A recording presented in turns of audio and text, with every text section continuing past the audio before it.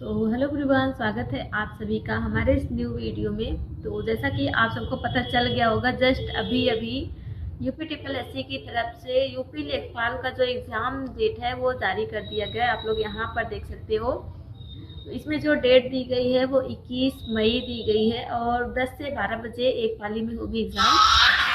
तो इन्होंने officially announce कर दिया है कि एग्ज़ाम अब कितने इस डेट को होने वाली है, क्योंकि जो अभी यूपी ट्रिपल एससी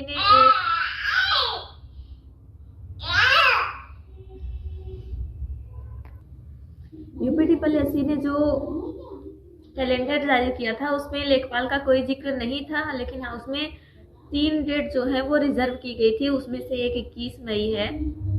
तो बहुत सारे लोगों को इंतज़ार था कि जल्दी लेखपाल की जो नोटिफिकेशन है मतलब दे दिया जाए, एग्ज़ाम डेट जारी कर दिया जाए। बट मुझे लगता है थोड़ा और लेट होता तो सही रहता, क्योंकि जिस तरह से मेरे हालात है उस तरह से मेरी पढ़ाई का कुछ भी नहीं हो पा रहा है और क्या ही होगा पता नहीं, मैं खुद नहीं कर पा रही हूँ।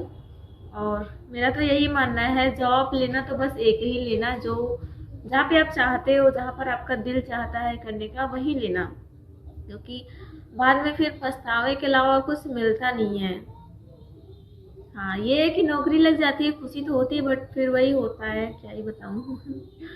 अभी तो पूरी तरह से हम लोग जी जान लगाए हुए हैं कि यूपी में किसी तरह से आ जाए, परिवार उधर है, क्योंकि जिसकी फैमिली में कोई सपोर्ट करने वाला पीछे से नहीं रहता ना, वो बहुत अकेला पड़ जाता है आगे चल के।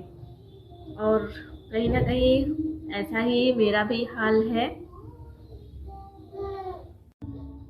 और मैं ऐसा इसलिए कह रही हूँ क्योंकि मेरा खुद का एक्सपीरियंस रहा है। जब मैंने बिहार में ज्वाइन किया था टीचर वाला, तब हाँ शादी हो गई थी, लेकिन उस टाइम पे मैं अकेली थी। उसके बाद धीरे धीरे जैसे जैसे टाइम बीतता है, अपनी रिस्पॉन्सिबिलिटी बढ़ती है।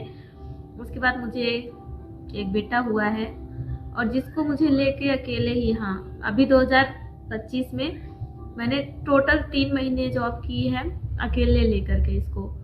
और बहुत सारी प्रॉब्लम्स होती हैं जब बेबी छोटा होता है, और वो जैसे जैसे बढ़ता है फिर उसके साथ रिस्पॉन्सिबिलिटी और ज़्यादा बढ़ती जाती है। तो यही सब है, और जिसकी वजह से मेरी पढ़ाई बिल्कुल नहीं हो पा रही है।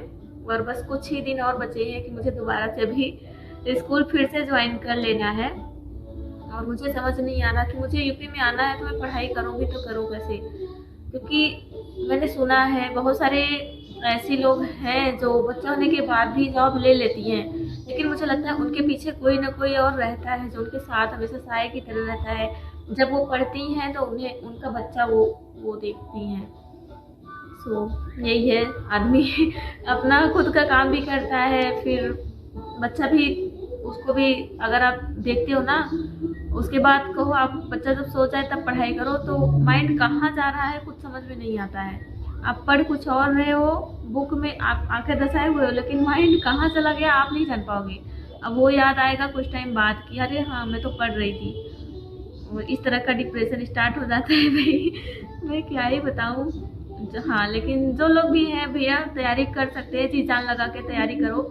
मैं भी एक और ट्राई मारती हूँ, मुझसे जितना हो पाएगा मैं उतना ज़रूर करूँगी, क्योंकि पिछली बार मेरा बस आधे नंबर से मेरा सिलेक्शन नहीं हुआ है। लेकिन उस टाइम पे मुझे इतनी तकलीफ़ नहीं हुई, क्योंकि उससे लेखपाल का रिजल्ट आने से पहले मेरा टीचिंग वाले में ज्वाइनिंग हो चुका था, तो मुझे उसका उतना तकलीफ़ नहीं हुआ। लेकिन अगर इस बार नहीं होगा तो बहुत ज़्यादा तकलीफ़ होने वाली है, क्योंकि सुपर टेट कब आएगा उसका कुछ भी अता पता नहीं है, और आएगा भी कि नहीं आएगा कुछ भी नहीं पता है। तो सामने यही मेरे एक दिख रहा है लेखपाल का, और कोई तो भी लोअर पीसीएस का नहीं पता मुझे कट ऑफ में मैं क्वालिफाई होंगी या फिर नहीं होंगी। बस इतना ही।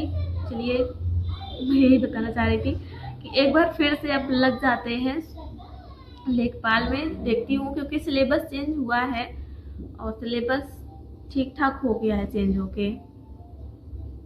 तो होप करती हूँ आपको वीडियो पसंद आया होगा, और आप लोग की प्रिपरेशन कहाँ तक पहुँची है मुझे एक बार कमेंट में ज़रूर बताइएगा, क्योंकि मेरा तो 2-3 सब्जेक्ट जो है वो पूरा हो गया है। करंट अफेयर में पढ़ लेती हूँ, कभी कभी मेरा गैप भी हो जाता है 1 दिन का 2 दिन का, लेकिन हाँ ये है कि ये बताऊँ। चलिए देखते हैं आगे जो भी होगा, मेरी पढ़ाई कैसे चल रही है आप सभी को मैं इन्फॉर्म करती रहूँगी बीच बीच में। तो आप लोग अच्छे से पढ़ाई करिए, मैं यही कहूँगी, क्योंकि और जहाँ आप जॉब चाहते हो अपनी ड्रीम जॉब ज़रूर लेना।